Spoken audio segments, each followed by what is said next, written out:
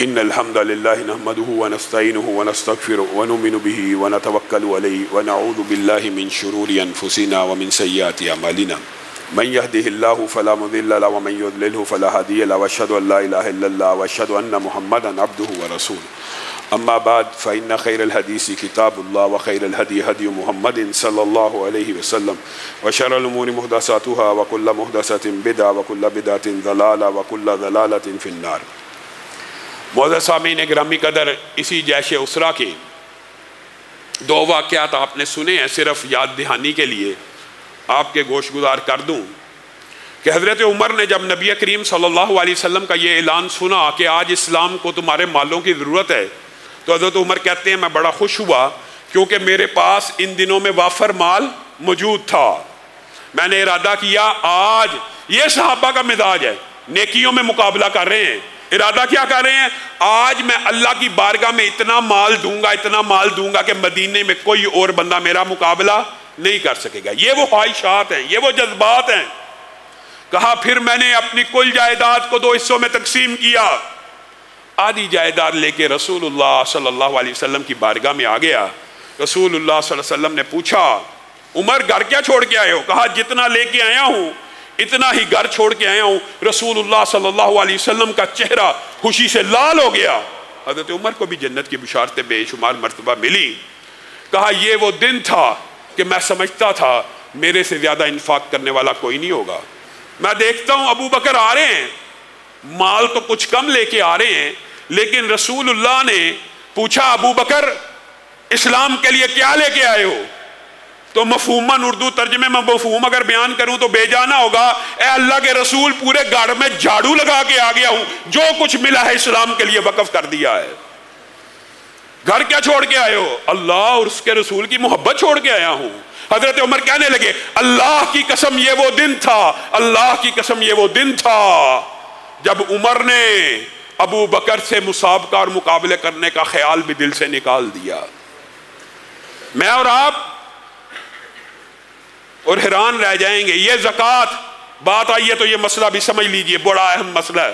سوال بھی لوگوں نے پوچھے۔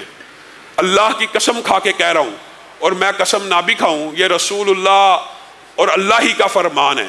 جس طرح بندہ مومن کے اوپر نماز فرض ہے اسی طرح زکوٰۃ فرض ہے۔ جس طرح بے نمازی بندہ پکا مسلمان نہیں، اسی طرح زکوٰۃ نہ دینے والا بھی بندہ مسلمان نہیں۔ جس طرح نماز نہ پڑھنے سے بندہ اسلام سے خارج ہو جاتا ہے، اسی طرح زکوٰۃ نہ دینے سے بھی بندہ اسلام سے خارج ہو جاتا ہے۔ نماز تو پڑھتے ہیں، زکوٰۃ دیتے ہی نہیں۔ حضرت ابو بکر نے فتویٰ دیا تھا اور صحابہ کا اس فتوے کے اوپر اجماع ہوا، قرآن اور سنت کے مطابق تھا۔ حضرت ابو بکر نے ایمانداری سے بتائیے تلوار کس کے سامنے بے نیام کی تھی؟ وہ نمازیں پڑھتے تھے، وہ کلمہ گو تھے، وہ توحید کا اقرار کرتے تھے، وہ رسالت کو مانتے تھے۔ حضرت ابو بکر نے کہا تھا زکوٰۃ کا انکار کرتے ہو، زکوٰۃ اور نماز میں فرق سمجھتے ہو، اللہ کی قسم میں تمہارے خلاف جہاد کروں گا، میں تمہیں مرتد سمجھتا ہوں، میں تمہیں مرتد سمجھتا ہوں، میں تمہارے خلاف تلوار نکالوں گا۔ جو زکوٰۃ کا انکار کر دے کہ زکوٰۃ اسلام کا حصہ ہی نہیں ہے۔ آج یہ بات سمجھنے کی ضرورت ہے، اور کسی کو تان و تشریح کرنا مقصود نہیں ہے۔ زکوٰۃ سے بچنے کے ہیلے اور بہانے، جی میری پراپرٹی نہیں بک رہی، میرے پاس پیسے ہی نہیں، میں زکوٰۃ کہاں سے دوں؟ میرے بھائیو زکوٰۃ ہر مال برائے فروخت کے اوپر ہوتی ہے۔ یہ وسوسہ، یہ مغالطہ شیطان نے آپ کو ڈال دیا کہ جو پراپرٹی بک نہیں رہی اس کے اوپر زکوٰۃ نہیں ہے۔ ہر مال برائے فروخت، جتنے پلاٹ ہیں چاہے 1 ارب ہی کے کیوں نہ ہو، ہر سال اس 1 ارب کے اوپر زکوٰۃ ہے اگر تو نے یہ مال برائے فروخت رکھا ہوا ہے، کیونکہ یہ تیری سیونگ ہے۔ زکوٰۃ ہوتی مال برائے فروخت، مال تجارت اور سیونگ کے اوپر ہے۔ جی زکوٰۃ ہی 2.5 کروڑ بن جانی ہے۔ اللہ نے یہ تو فرض کیا ہے، اللہ نے یہ تو فرض کیا ہے، فرض بھی ادا نہیں کرنا۔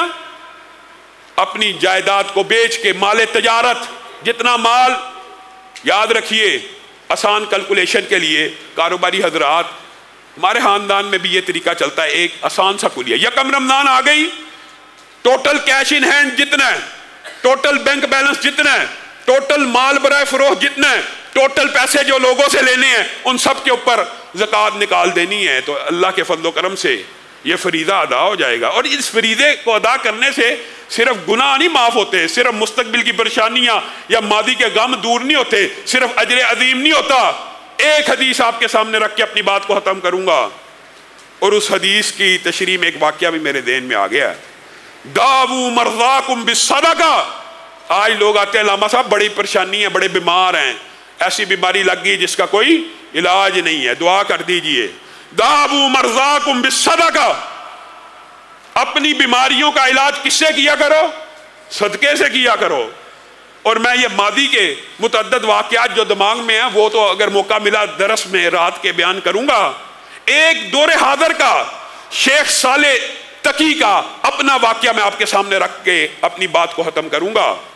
شیخ صالح تقی کہتے ہیں میرے بیٹے کو بچپن میں، اب تو ان کا بیٹا الحمدللہ عالم اسلام کا ایک بڑا عالم دین بن چکا ہے، وہی بچہ جب چھوٹی عمر کا تھا ایک موذی بیماری کا شکار ہو گیا جو لا علاج تھی. ڈاکٹروں نے انکار کر دیا کہ اس بیماری کا علاج دنیا میں موجود نہیں ہے.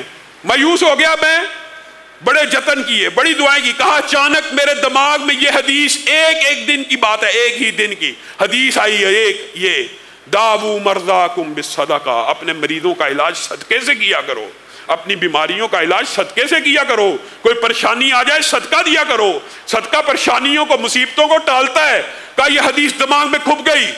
اسی ٹائم جیب سے پیسے لے کے گھر سے باہر نکلا، کوئی بندہ نہ ملا، کوئی بندہ نہ ملا. رات کا ٹائم تھا، اچانک بات آئی، کوئی چیز نہیں ملی کسی کو دے سکوں. مایوس ہو کے گھر کی طرف واپس آ رہا ہوں، ایک بلی کو دیکھا، بلی کو. عصر حاضر کا واقعہ ہے، پرانی بات نہیں ہے. سنانے والا بھی زندہ ہے اور جس بچے کے بارے میں سنا رہا ہے وہ عالم دین بھی زندہ ہے.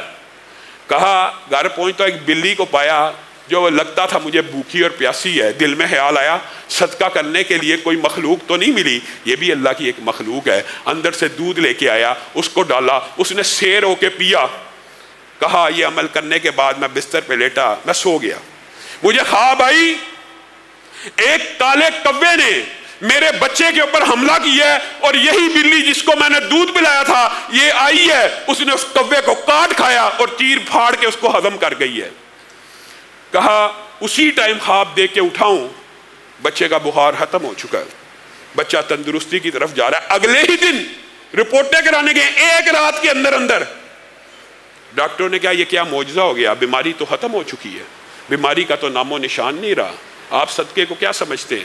آپ لوگوں سے آج اپیل بھی یہ کرنا چاہتا ہوں کہ یہ اللہ کے دین کے جو مراکز ہیں ان کو بھی آپ کے مالوں کی ضرورت ہے.